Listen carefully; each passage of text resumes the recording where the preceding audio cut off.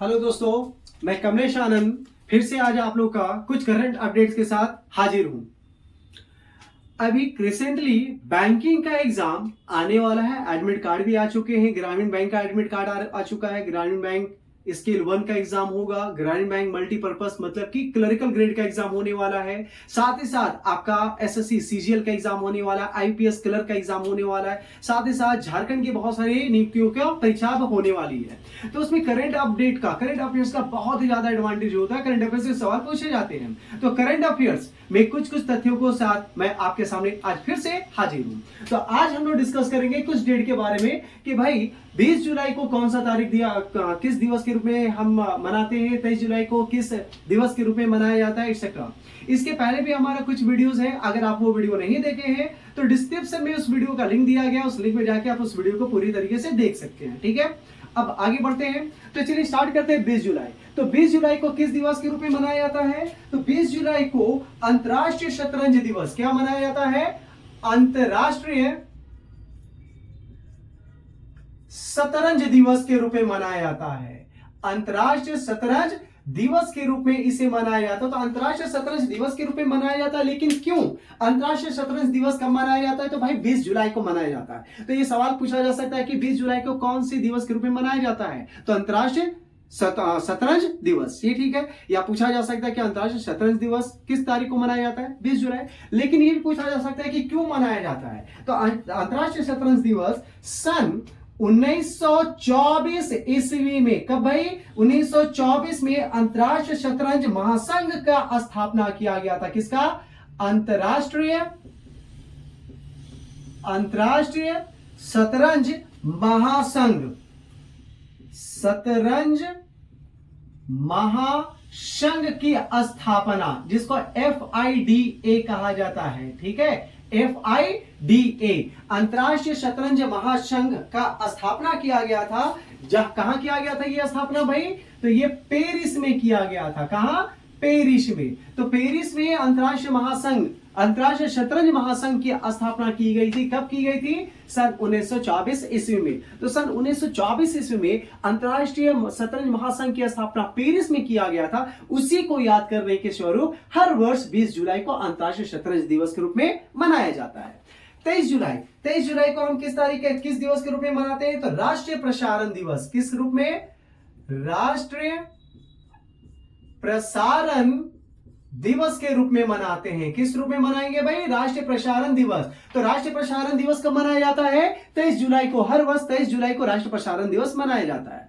हर वर्ष 23 जुलाई को राष्ट्रीय प्रसारण दिवस मनाया जाता है। लेकिन क्यों? क्योंकि 23 जुलाई इंडियन ब्रॉडकास्टिंग IBC की स्थापना किया गया था। किसका? IBC Indian broadcasting. कब किया गया था? सन 1927 ईस्वी में। कब किया गया था? 1927 में। किसकी स्थापना की गई थी? इंडियन ब्रॉडकास्टिंग IBC की स्थापना किया गया था, जिसके उपलक्ष्य में हर वर्ष 23 जुलाई को राष्ट्रीय प्रसारण दिवस मनाया जाता है। इस फलस्वरूप 24 जुलाई, ये भी एक महत्वपूर्ण तिथि है। 24 जुलाई को क्यों क्या मनाया जाता है? तो 24 जुलाई राष्ट्रीय आयकर दिवस मनाया जाता है। क्या मनाया जाता है? राष्ट्रीय आयकर दिवस। ये कब मनाया जाता है? तो हर वर्ष 24 जुलाई को ये मनाया जाता है, राष्ट्रीय आयकर दिवस। तो ये क्यों मनाया जाता है? इसे लागू किया गया था सन 1860 ईस्वी में ब्रिटिश सरकार के द्वारा। कब ये लागू किया गया था? सन 1860 ईस्वी में ब्रिटिश सरकार के द्वारा लागू किया गया था। क्यों लागू किया गया था?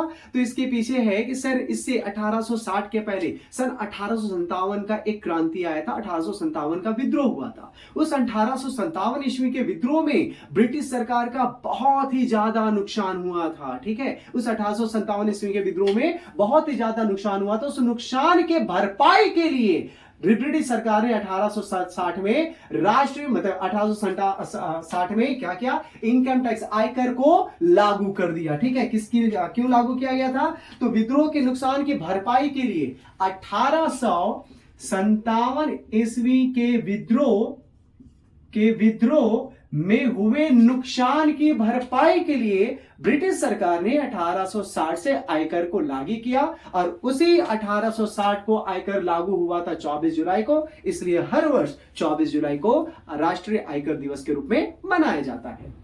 26 जुलाई क्या है भाई? तो ये बहुत ही महत्वपूर्ण, हमारे बहुत सारे सेना के जवान इस दिन हमारे कारगिल युद्ध को, कारगिल विजय दिवस, ये क्या है? कारगिल विजय दिवस।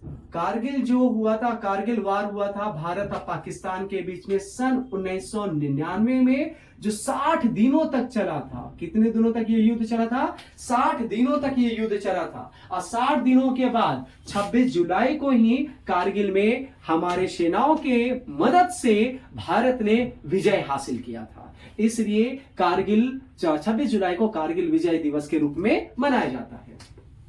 28 जुलाई क्यों मनाया जाता है भाई? तो विश्व हेपेटाइटिस डे है। ये क्या है? विश्व हेपेटाइटिस डे। हेपेटाइटिस, विश्व हेपेटाइटिस डे, डे के रूप में, दिवस के रूप में, डे या दिवस, ठीक है, दिवस के रूप में इसे मनाया जाता है। तो 28 जुलाई को क्या 28 जुलाई को किस दिवस के रूप में मनाया जाता है? तो 28 जुलाई को विश्व हेपेटाइटिस दिवस के उपलक्ष्य में मनाया जाता है। तो क्यों मनाया जाता है? क्योंकि इसी तारीख को सन 1960 ईस्वी में, इसी तारीख को 28 जुलाई 1960 ईस्वी में डॉक्टर बारूच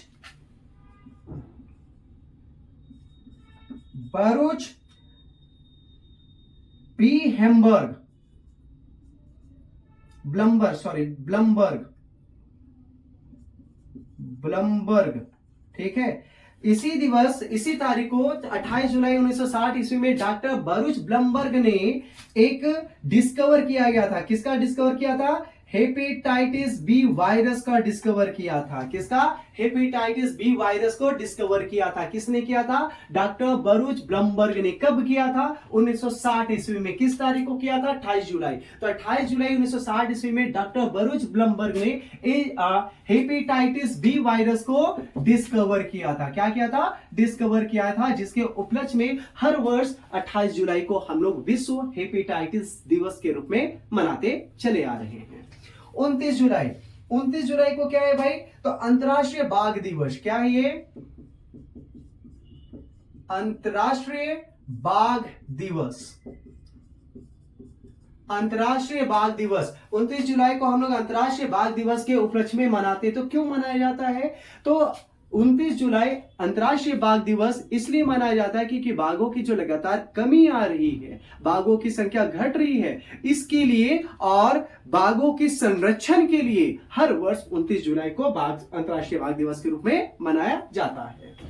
30 जुलाई विश्व मानव तस्करी निरोधक दिवस के रूप में मनाया जाता है। क्या मनाया जाता है? क्यों मनाया जाता है? विश्व मानव तस्करी निरोधक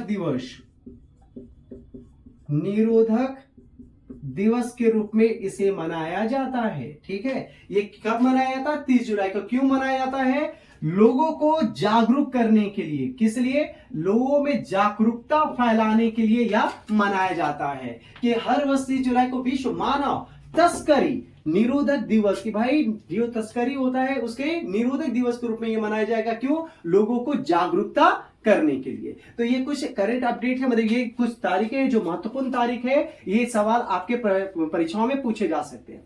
एक महत्वपूर्ण तारीख क्या आ रहा है? 25 जून। 25 जून को क्या महत्वपूर्ण तारीख है? तो 25 जून को एक 25 जून को एक दिवस मनाने के लिए निर्णय लिया जा रहा है। 25 जून को एक दिवस मनाने का निर्णय लिया जा रहा है और यह दिवस क्या होगा? संविधान हत्या दिवस। तो ये अभी मनाया नहीं गया है, लेकिन ये मनाने का घोषणा निर्णय लिया जा रहा है कि 25 जून को संविधान हत्या दिवस के रूप में मनाया जाए। तो 25 जून को संविधान हत्या दिवस क्यों? आखिर क्या हुआ था 25 जून को? तो 25 जून सन 1977 ईस्वी में हमारे प्रधानमंत्री, उस समय के प्रधानमंत्री श्री इंदिरा गांधी के द्वारा क्या किया गया था? इमरजेंसी लागू कर दिया गया था। इमरजेंसी लागू किया गया था। ये इमरजेंसी जो था ये 25 जून 1977 से लेकर 21 मार्च 1977 तक चला था। ठीक है, कब तक चला था? 25 जून 1977 से 21 मार्च 1975 होगा ये, 1975 से 1977 तक ये चला था। ठीक है, तो ये जो इमरजेंसी लागू किया गया था, इसी इमरजेंसी के रूप में ये क्या मनाया जाएगा?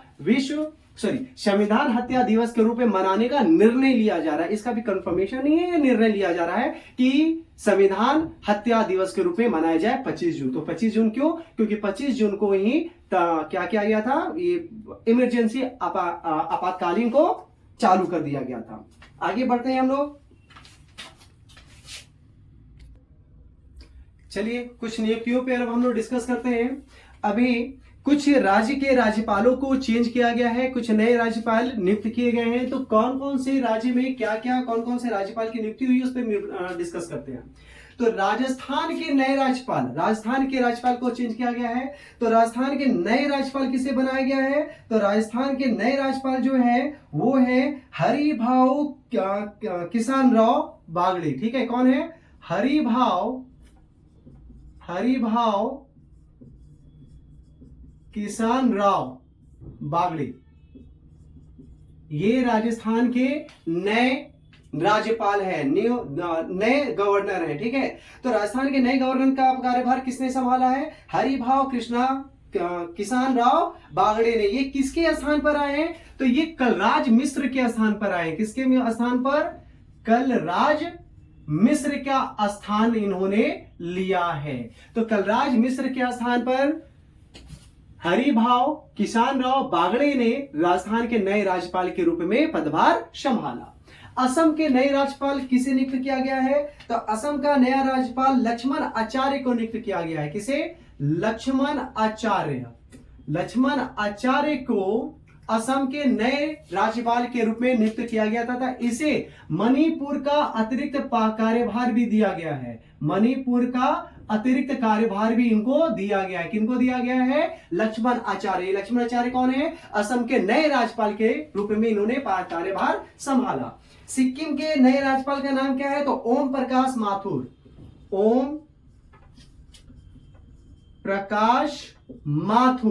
ओम प्रकाश माथुर सिक्किम के नए राज्यपाल के रूप में पदभार संभाले हैं। ठीक है, झारखंड में 2 नियुक्ति हुई है। झारखंड के नए गवर्नर भी बने हैं, झारखंड के नए मुख्य न्यायाधीश भी बनाया गया है। तो झारखंड के नए गवर्नर किनको बनाया गया है? झारखंड के नए गवर्नर जो है उनको बनाया गया संतोष गंगवार को। संतोष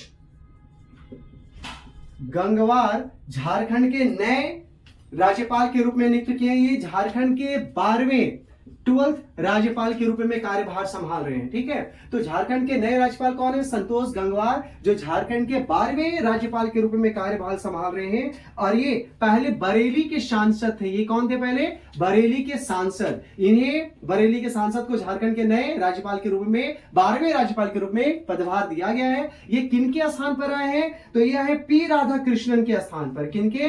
पी राधाकृष्णन के स्थान पर। राधाकृष्णन के स्थान पर इन्होंने कार्यभार संभाला है। छत्तीसगढ़ के नए राज्यपाल कौन है? तो छत्तीसगढ़ के नए राज्यपाल जो है वो 10वें राज्यपाल हैं। छत्तीसगढ़ के 10वें राज्यपाल के रूप में रमन डेका ने कार्यभार संभाला है। रमन डेका ने छत्तीसगढ़ के 10वें राज्यपाल, नए राज्यपाल के रूप में कार्यभार संभाला है। मेघालय के नए राज्यपाल कौन है? तो मेघालय के नए राज्यपाल है CH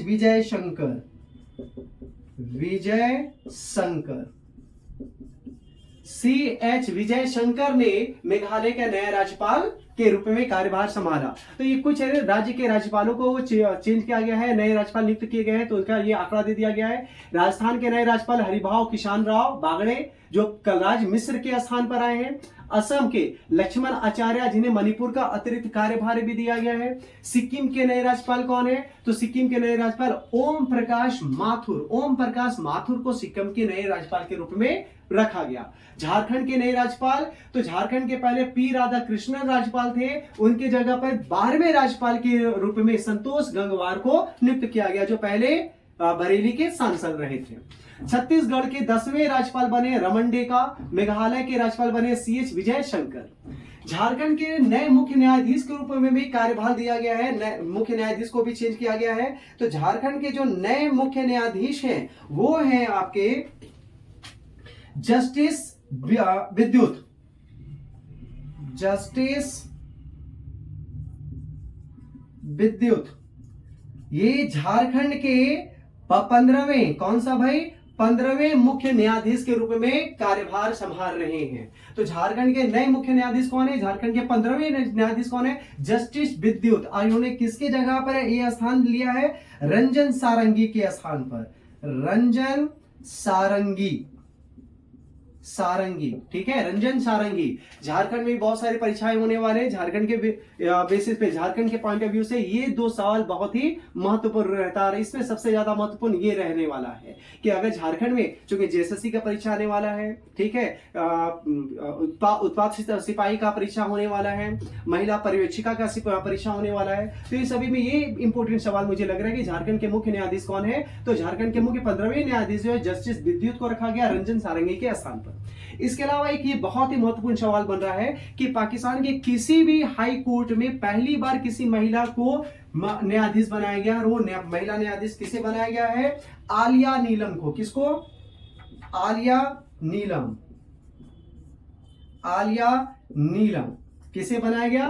तो भाई आलिया नीलम को पाकिस्तान के किसी भी उच्च न्यायालय में पहली महिला न्यायाधीश के रूप में यह कार्यभार संभाली है। यह महत्वपूर्ण है क्योंकि पहली बार महिला ने हाईकोर्ट के किसी भी हाईकोर्ट के, पाकिस्तान के किसी भी हाईकोर्ट के न्यायाधीश के रूप में कार्यभार संभाला है। तो वो कौन है? आलिया नीलम। यह महत्वपूर्ण सवाल है जो आपके परीक्षा में उम्मीद है पूछा जा सकता है।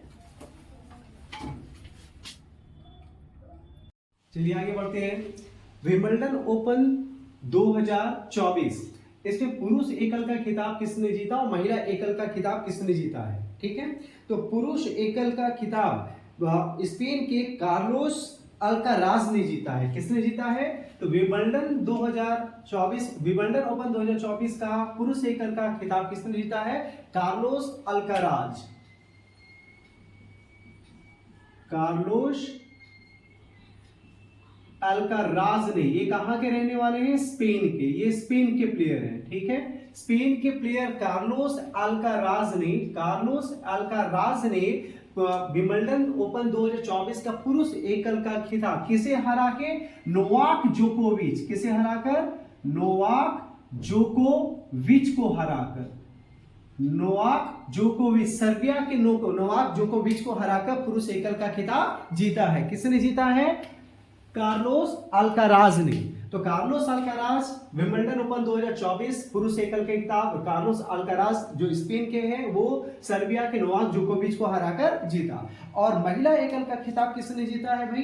तो महिला एकल का खिताब चेक गणराज्य के, किसके? चेक गणराज्य के बारबोरा क्रेजिकोवा। किसने जीता है भाई? बारबोरा क्रेजिकोवा,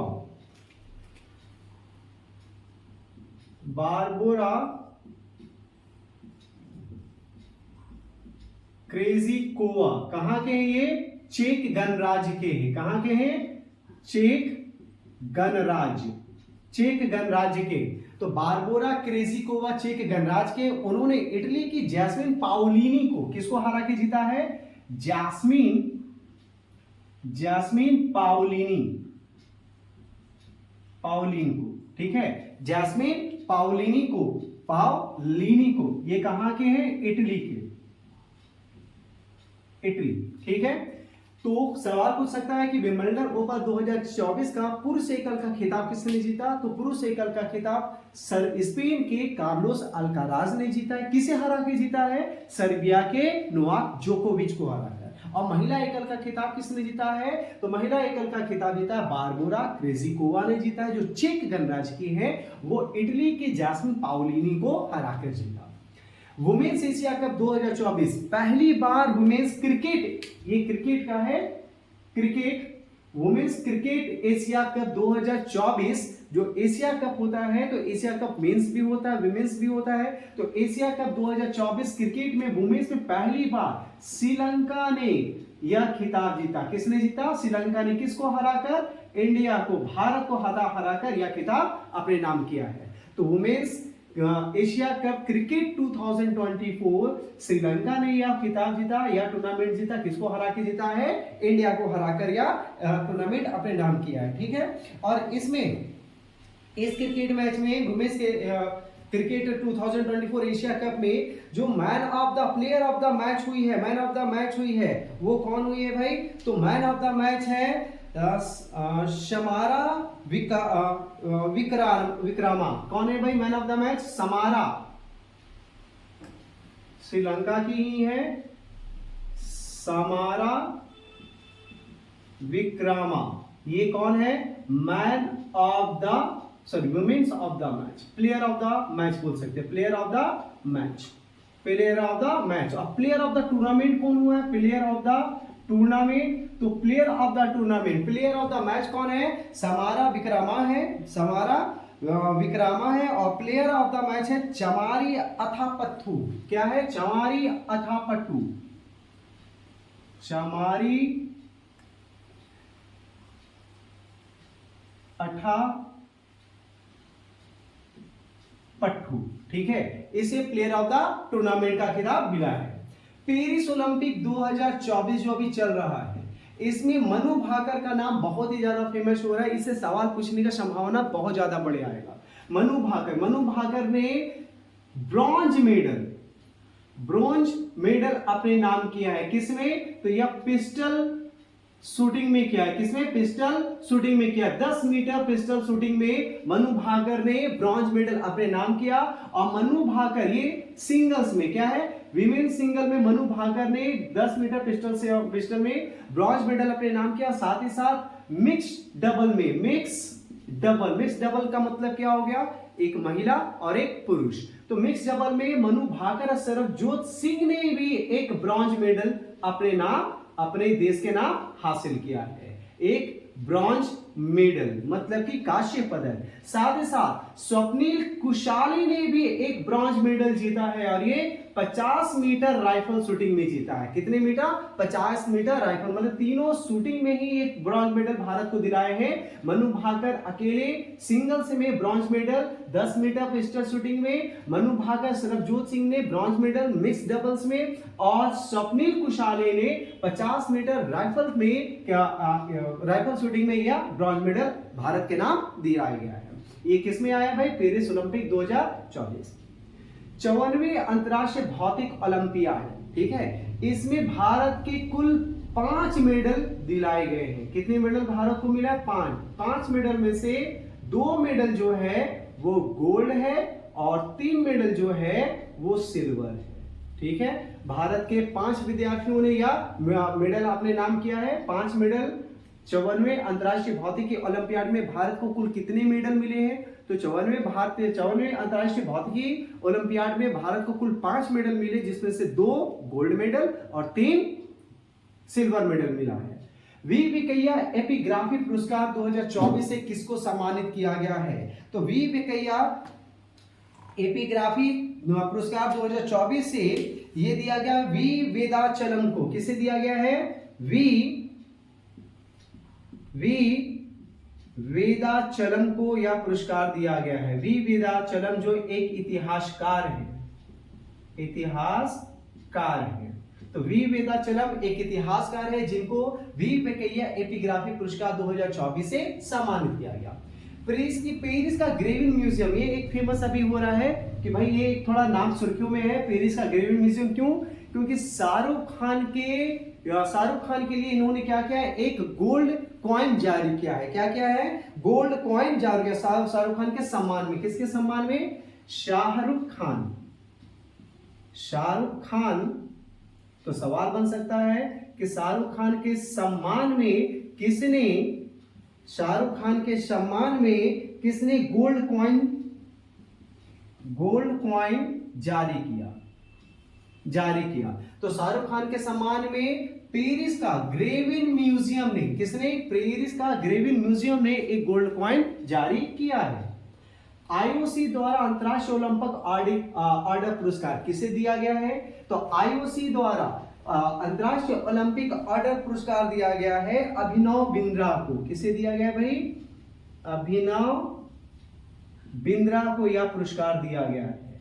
ठीक है, अभिनव बिंद्रा। यह सवाल बन सकता है कि आयुषी द्वारा अंतर्राष्ट्रीय ओलंपिक ऑर्डर पुरस्कार किसे दिया गया? तो अभिनव बिंद्रा को आयुषी द्वारा अंतर्राष्ट्रीय ओलंपिक ऑर्डर का पुरस्कार दिया गया है। जिया राज, ये एक बहुत ही नाम अभी सुर्खियों में आ रहा है, जिया राज। जिया राज कौन है? तो इंग्लिश चैनल को पार करने वाली सबसे कम उम्र की ये है और सबसे कम समय में इंग्लिश चैनल को इसने पार किया है। तो किसने किया भाई? जिया राज ने। जिया राज ने क्या किया है? इंग्लिश चैनल तैर कर, इंग्लिश चैनल तैर कर पार करने वाली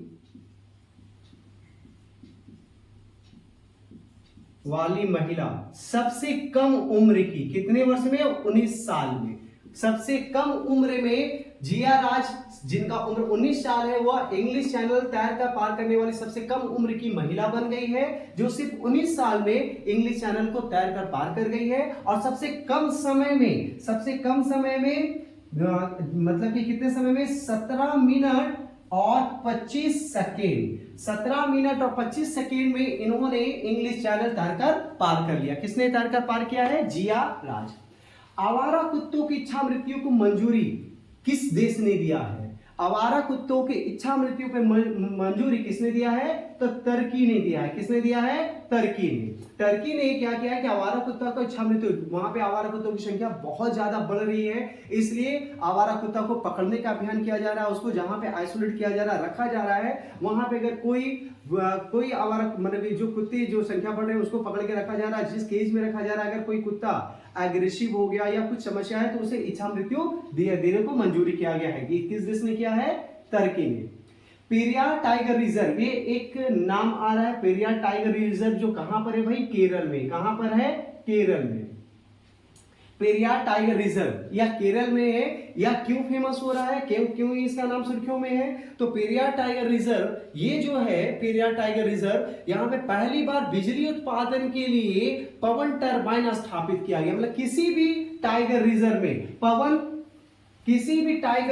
में पवन टरबाइन का इस्तेमाल किया गया है। पवन टरबाइन का, तो पवन टरबाइन का इस्तेमाल क्यों किया गया है? बिजली उत्पादन के लिए। किस लिए? बिजली उत्पादन के लिए। बिजली उत्पादन के लिए।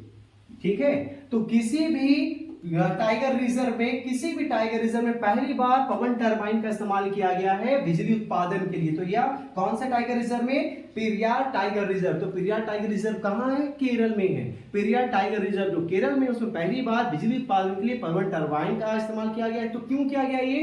ताकि जितने भी वहां पे ये जो टाइगर रिजर्व है, यहाँ पे जो भी है उसको सीसीटीवी कैमरा के फुटेज के लिए वह हमेशा वो चलते रहे और बिजली की समस्या उत्पन्न ना हो। ठीक है, टाइगर रिजर्व के लिए टरबाइन का स्थापित किया गया है। वहां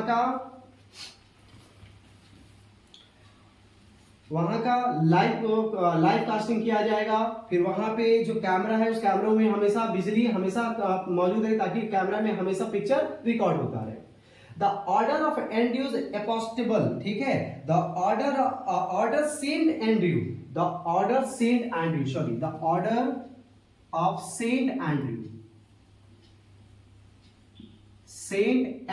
द एपोस्टल, ठीक है, the order of saint Andrew the apostle, ये क्या है? तो रूस का सर्वोच्च नागरिक सम्मान। ये क्या है? ये क्या है भाई? रूस का सर्वोच्च नागरिक सम्मान है। रूस का सर्वोच्च नागरिक सम्मान। तो रूस का सर्वोच्च नागरिक सम्मान का नाम क्या दिया गया है? क्या नाम है उसका? तो the order of saint Andrew the apostle. ये किसे दिया गया है? तो हमारे प्राइम मिनिस्टर नरेंद्र मोदी जी को। ठीक है, यह दिया गया है किसको? प्राइम मिनिस्टर नरेंद्र मोदी जी को। तो अभी प्राइम मिनिस्टर नरेंद्र मोदी जी को कहां पर, किस देश ने सर्वोच्च नागरिक का सम्मान दिया है? तो प्राइम मिनिस्टर नरेंद्र मोदी जी को पेरिस में, रूस का सर्वोच्च नागरिक सम्मान the order of saint Andrew the apostle पुरस्कार से सम्मानित किया गया है। आगे बढ़ते हैं।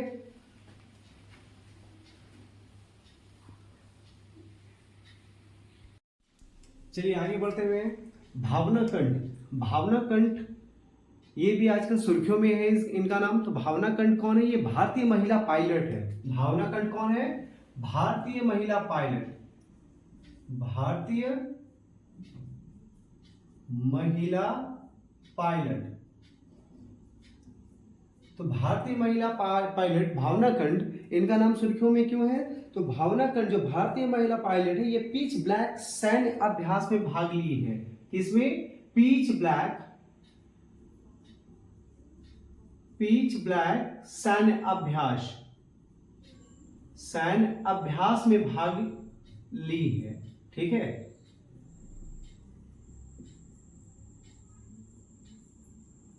तो भावना कंठ भारतीय महिला पायलट है जिसने पिच ब्लैक सैन्य अभ्यास में भाग लेकर इतिहास रचा है। तो इन्होंने एक हिस्टोरिकल काम किया। क्या इन्होंने इतिहास क्या रचा है? कि पिच ब्लैक सैन्य अभ्यास में भाग लिया है। किसने लिया है? भावना कंठ। कहां की पायलट है? भारतीय महिला पायलट है। अगला जाते हैं यंग लियू क्या है? ये फॉक्सकॉन कंपनी के चेयरमैन है। ये कौन है? फॉक्सकॉन कंपनी के चेयरमैन है। फॉक्सकॉन के चेयरमैन है कौन भाई?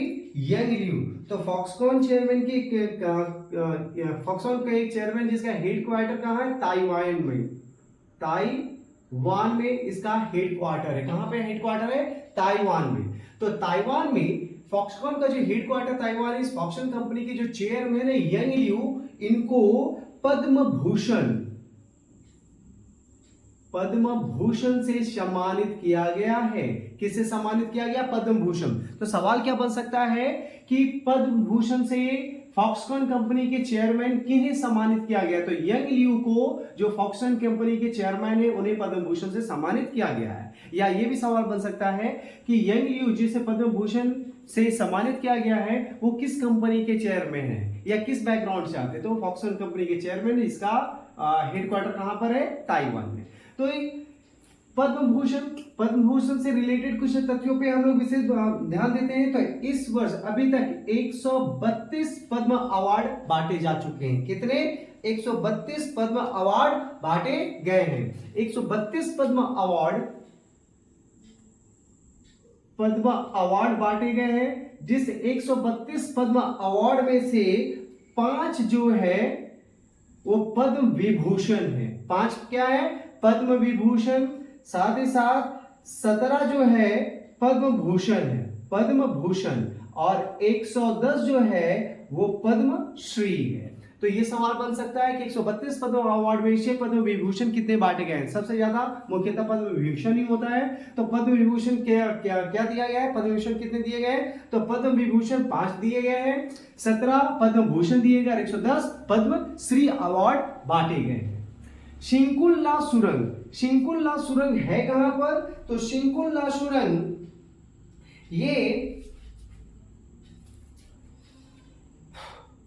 शिंकुल्ला सुरंग जो है ये विश्व की सबसे ऊंचाई पे सुरंग बनाया गया है। विश्व की सबसे ऊंचाई पे, ठीक है। तो दुनिया की सबसे ऊंची सुरंग है कौन? शिंकुल्ला सुरंग। ये किसके द्वारा इसका उद्घाटन किया गया है? पीएम नरेंद्र मोदी जी के द्वारा। किसके द्वारा इसका उद्घाटन किया गया है? पीएम नरेंद्र मोदी जी के द्वारा ये लॉन्च किया गया है, जिसका निर्माण कार्य अभी चालू है। और ये कहां पर स्थित है? लद्दाख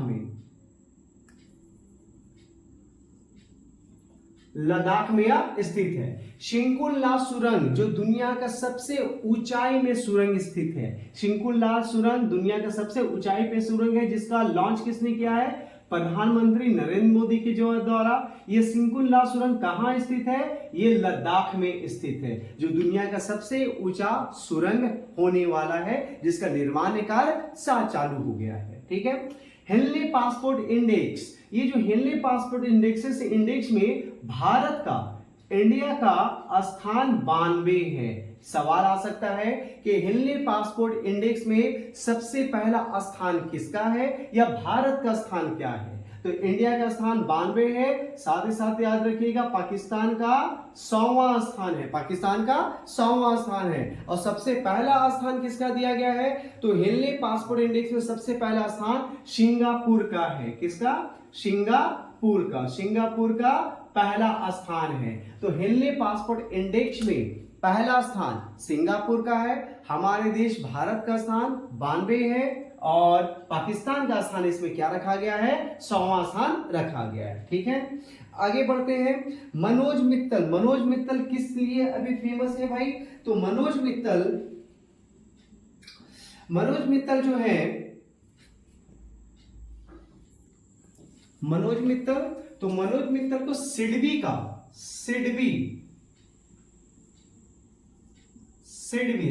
का मतलब क्या हो गया, small industrial development bank of India, इसका नया सीएमडी रिक्रूट किया गया है। तो सिडबी के नए सीएमडी के रूप में किसने पदभार संभाला है, मनोज मित्तल ने सिडबी का नया पदभार संभाला है। तो सिडबी का हेडक्वार्टर कहां है, सिडबी का हेडक्वार्टर लखनऊ यूपी में है, लखनऊ यूपी में इसका हेडक्वार्टर रखा गया है।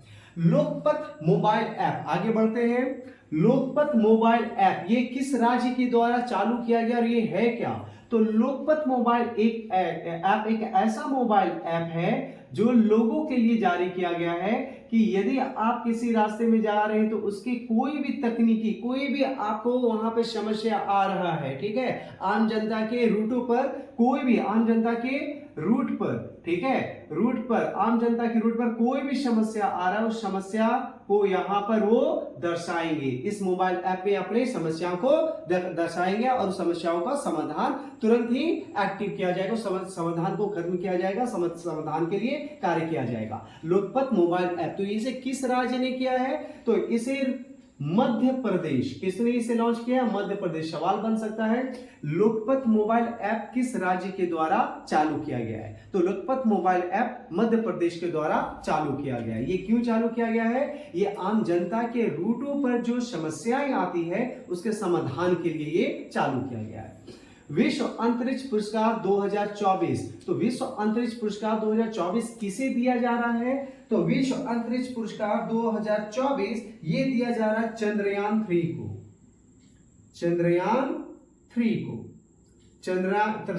3 को विश्व अंतरिक्ष पुरस्कार 2024 दिया जाएगा। विश्व अंतरिक्ष पुरस्कार 2024 चंद्रयान 3 को दिया जा रहा है। तो चंद्रयान 3 के बारे में थोड़ा सा जानकारी ले लेते हैं। चंद्रयान 3 कब लॉन्च किया गया था, तो ये चंद्रयान 3 लॉन्च किया गया था 14 जुलाई 2023 में ये लॉन्च किया गया था। और कब ये लैंड किया था, तो ये लैंड हुआ था 23 अगस्त 2023 में। तो चंद्रयान 3 14 जुलाई 2023 में लॉन्च किया गया था तथा 23 अगस्त 2023 में ये लैंड किया था। ये कहां से लॉन्च किया गया था, तो ये चंद्रयान जो है ये लॉन्च किया गया था सतीश धवन स्पेस सेंटर से। कहां से, सतीश धवन स्पेस सेंटर से यह लॉन्च किया गया था। सतीश धवन स्पेस सेंटर से यह लॉन्च किया गया था। इसके लैंडर का नाम क्या था, तो इसके लैंडर का नाम था विक्रम। क्या नाम था, विक्रम। इसके लैंडर का नाम क्या था, विक्रम था। और यह किस रॉकेट के थ्रू गया था, तो यह LVM-3 रॉकेट, ठीक है। तो ये रॉकेट कौन सा था, LVM-3। इसका लॉन्च साइट क्या था, कहां से लॉन्च किया गया था, सतीश धवन स्पेस सेंटर से। और इसके लैंडर का नाम क्या था, विक्रम। यह कब लॉन्च किया गया था, 14 जुलाई 2023 में। और यह कब वहां पहुंचा था, वहां 23 अगस्त 2023 में। चंद्रयान 3 जिसे विश्व अंतरिक्ष पुरस्कार 2024 दिया जाएगा। आगे बढ़ते हैं। कर्नाटक द्वारा छात्रों की सोचने की क्षमता में सुधार के लिए, तो कर्नाटक द्वारा छात्रों की सोचने की क्षमता को सुधार के लिए एक कार्यक्रम चालू किया गया है, एक कार्यक्रम चालू किया गया जिसका नाम दिया गया है नावु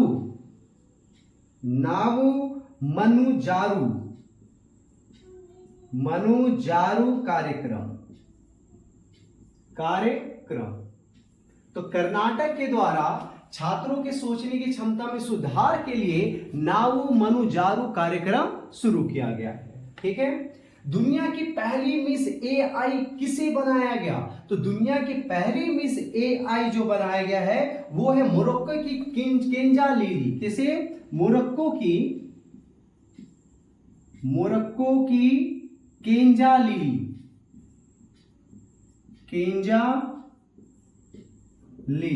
मोरक्को की केंजा लीली को दुनिया की पहली मिस एआई बनाया गया। ये महत्वपूर्ण सवाल हो सकता है आपकी परीक्षा में, आगामी प्रतियोगिता परीक्षा में पूछे जा सकते हैं। क्या सवाल? कि दुनिया की पहली मिस एआई किसे चुना गया? तो दुनिया की पहली मिस एआई मोरक्को की केंजा लीली को चुना गया है। बेल्जियम ग्रैंड प्रिक्स किसने जीता है? तो आपको पता होगा ये एक फार्मूला 1 रेस है। तो बेल्जियम ग्रैंड प्रिक्स किसे जीता गया है? तो ये लुइस हैमिल्टन ने। किसने जीता है? लुइस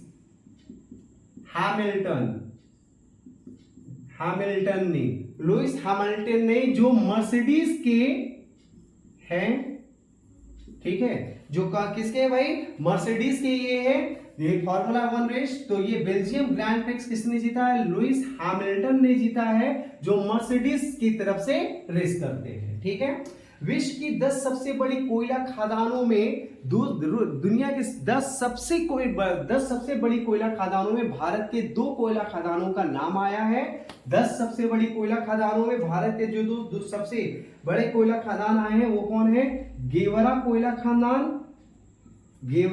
खदान तथा कुशमुंडा।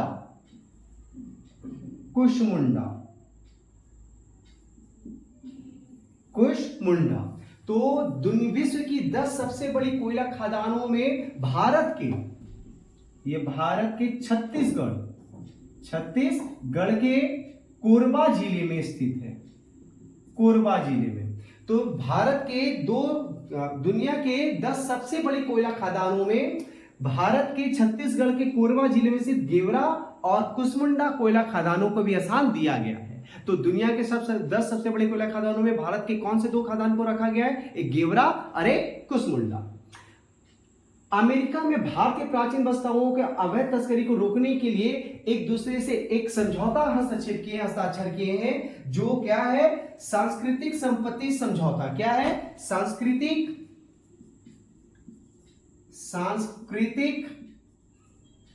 प्राकृतिक समझौता। ये किसके बीच किया गया है? अमेरिका और भारत के बीच में। तो अमेरिका और भारत के बीच में, यूएस के बीच में सांस्कृतिक संपत्ति समझौता। ठीक है, क्यों संपत्ति होगा? तो सांस्कृतिक संपत्ति, क्योंकि भारत की जो प्राचीन वस्तुएं हैं, तो भारत की सांस्कृतिक संपत्ति हो गई। तो भारत की जो प्राचीन वस्तुएं हैं उसका अवैध तस्करी जो होता है उसको रोकने के लिए भारत और यूएस के बीच में सांस्कृतिक संपत्ति समझौता किया गया है। तो यह सवाल पूछा जा सकता है कि भारत और अमेरिका के बीच में सांस्कृतिक संपत्ति समझौता किस लिए किया गया? तो ये किस लिए किया गया है? भारतीय प्राचीन वस्तुओं की अवैध तस्करी को रोकने के लिए या सांस्कृतिक संपत्ति समझौता पर हस्ताक्षर किया गया है। ठीक है, तो ये कुछ अपडेट्स था, ये करंट अफेयर्स आप लोगों के आगामी प्रतियोगिता परीक्षा के लिए बहुत ही महत्वपूर्ण था। इसी तरह से और भी वीडियोस आगे आते जाएगा। अगर आपको ये वीडियो पसंद आया है तो वीडियो को लाइक सब्सक्राइब जरूर करें और अगले वीडियो में हम फिर से मिलते हैं। तब तक जय हिंद, जय भारत।